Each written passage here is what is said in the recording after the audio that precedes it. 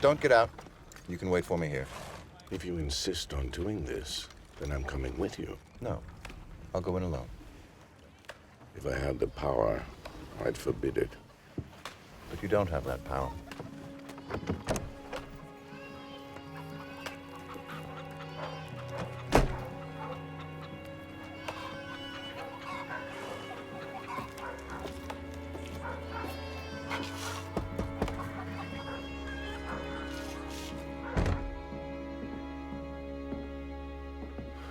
Please sit down.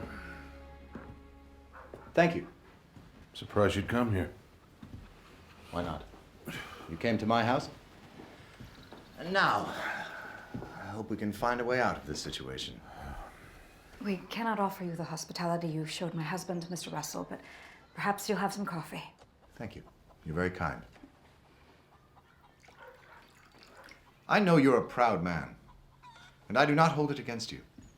I've come quite a distance too, and I'm proud of the company I've built. Like you, I'll fight for it. I am proud. I'm proud of my work and my family, and my job is to protect them. We need the union to do right by our families. But if it comes to violence, no one wins, and everyone suffers. So your workers are already suffering. They have no life. They work 10, 12, 14 hours a day, 6 days a week, for which they're paid barely enough to put food on the table. Your horses have better treatment by far. We offered a raise to your tradesmen. And they refused because we won't be divided, as you know. I cannot pay a different basic rate for common labor without disrupting steel production across the state, across all of America. And that's your last word? My last word on pay. On safety, even welfare, there may be more to talk about, but not on pay. Then there is nothing more to say. There is no point to this. The union funds will soon run dry, and I will starve you out. The men will do what they must to stop scabs from taking our jobs. Some of them will get hurt. Some may die. Doesn't that trouble you? The stakes are high for all of us. I hope it doesn't come to violence, but we're prepared if it does. That's good. I'm leaving now, Mrs. Henderson, but I want to thank you for my coffee. This is Mr. Russell. He owns the mills. I started at the mill myself, sir. My shift begins in an hour. I'm sure we're glad to have you.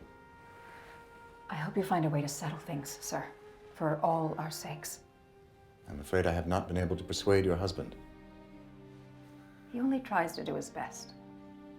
I would claim the same. But I've held up your children's luncheon long enough. Good day to you.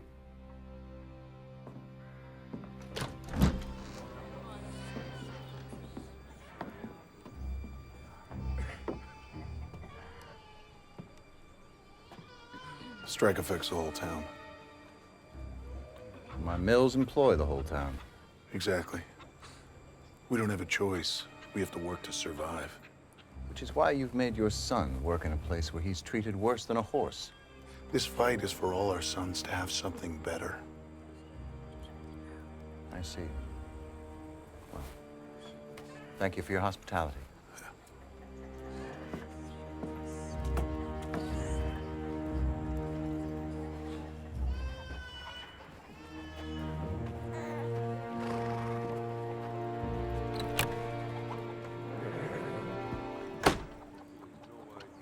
What will you do now?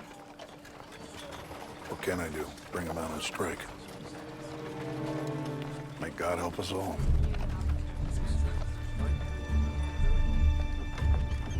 He'll take them out today, or soon.